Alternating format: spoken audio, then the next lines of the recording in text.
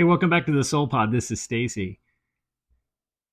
The great Carl Jung said in the second half of life, the necessity of coming to terms with the inner self becomes urgent.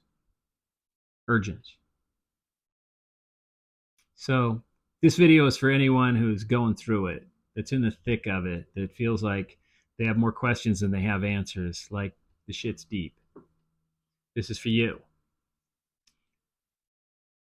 The second half of life that Jung is talking about is that it can be at any point, and we'll get into that, but it doesn't have to be like the dead center of your life. It's this turning point in your life where you realize that the way things are going cannot continue. It's not acceptable to you. On some very deep, knowing level, it's no longer acceptable to you. And things are going to change. And it becomes urgent, as he put it. You see, Jung saw life as two halves. Like the first half is becoming who we're told we should be, doing the things we're told we're supposed to do. We come into this world, this beautiful little baby who pretty much is that perfect spirit already. And then we lay stuff on it. We cover it with labels. We tell it who it's supposed to be, what it's supposed to be, what it's supposed to want, who it's supposed to marry, what kind of job it's supposed to have. Like all these things, society, parents, culture, put all these things on us, and they tell us all these stories, and we listen and we believe it's true because it's our experience. But then there's that second half where some very deep part of you says, no, no, this can't continue. This can't continue. This is not what I want. Something is missing. Something doesn't work. And we're forced to change. Well, we're forced to choose if we're going to change. And in this moment, we have the opportunity to change our life forever or to hold on to the fear of what if? What if it's worse if I make changes in my life? What can I trade the misery I know for the question mark I don't? And this is when bravery becomes a very important part of your journey, because ultimately what you're doing is you're following your destiny. You're following yourself back to you. The midlife crisis, the midlife awakening, the second half of life that Jung talked about, coming to terms with the inner self. The inner self. And when he says self, he means soul. As a scientist, a scientific mind, you can't say soul, not in, early 1900s, So instead, you find other ways to say it: consciousness, self. And Jung was very clear about this in later writings. He's talking about getting back to your soul, getting back to you, the core part of you. The awakening can happen at any age, like I said. It does. Usually it's in the 40s or 50s, right in there, where we have established ourselves in some way that we thought would make us happy. And then we're waking up day after day just knowing it won't. And sometimes this manifests itself in a lot of different ways: panic attacks, misery, depression, anxiety, addiction, all these things. If this is going on, it's your soul calling you to be who you are meant to be, calling you to make a choice, to make a change, to get back to who you're supposed to be. Okay? And when I say addiction, I should be really clear here and say that if you had a lifelong addiction issue, that's not what I'm talking about. Lifelong addiction issue is a different thing. But if you find yourself slowly leaning more and more on substances to get through your day, whether it's coffee, an overabundance of coffee, nicotine pouches, whatever it is, to get through your day, just to kind of get from point A to point B, to just get to the weekend so you can start over, like that sort of thing. That's what I'm talking about. But Jung said it becomes urgent. Why urgent? It becomes urgent because that's the way it feels. That we feel it as an urgency. Like I said, sometimes for me this manifested itself in a lot of ways, but it culminated in panic attacks, which I'd never had in my life. And I got to tell you, if you've never had a panic attack and you have one the first time, it's a frightening thing, because it feels like the entire world is coming to an end and nothing makes any sense, and you want to run, but you don't know where to run to, because you're running from your personal experience inside of yourself, and wherever you run, it's still there. There's no getting away from it. It's only after you understand what it is that it's not quite. You're like, oh, here we go again. That thing's gonna happen.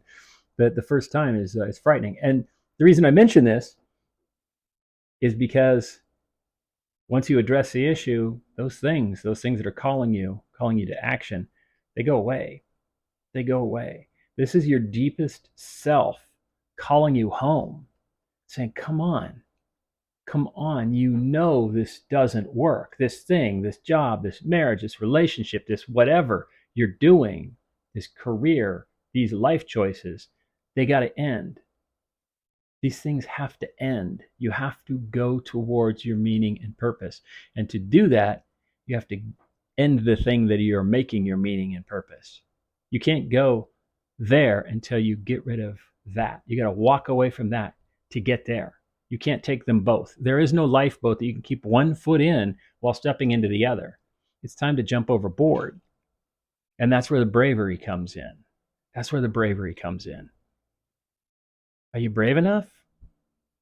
Are you feeling it yet? Are you at that point where it's like, oh, I can't do this anymore? Have you had that conversation with yourself so many times you can't count that it makes you sick to have it again? Are you finding yourself justifying yourself into corners to stay and not make the change? Because what if?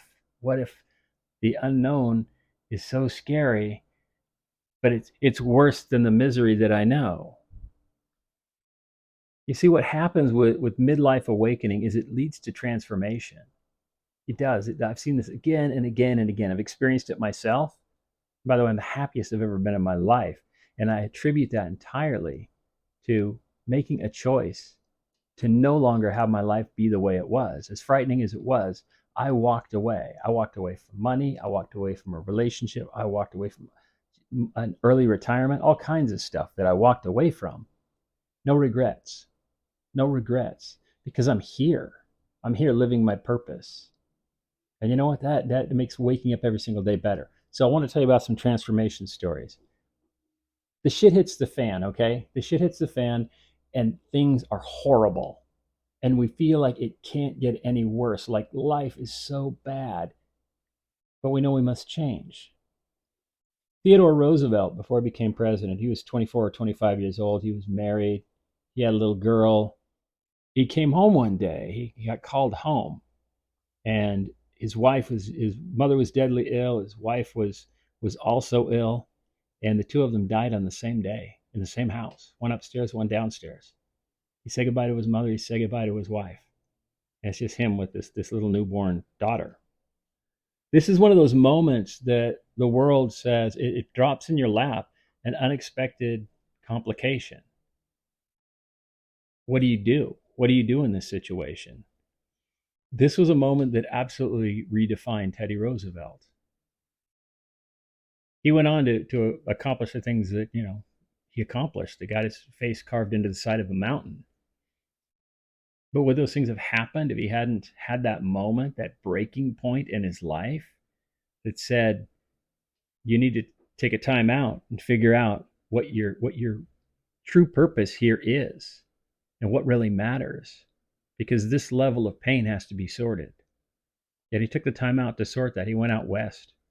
He spent years out west. He spent a lot of money, lost a lot of money, learned a lot of lessons, came back a stronger man, ended up being president of the United States. Ended up getting shot while giving a speech, finishing the speech, walking off stage, going to the hospital, and living. This is a man who didn't mind getting dirty. Would that have happened if he hadn't gone through that? I doubt it.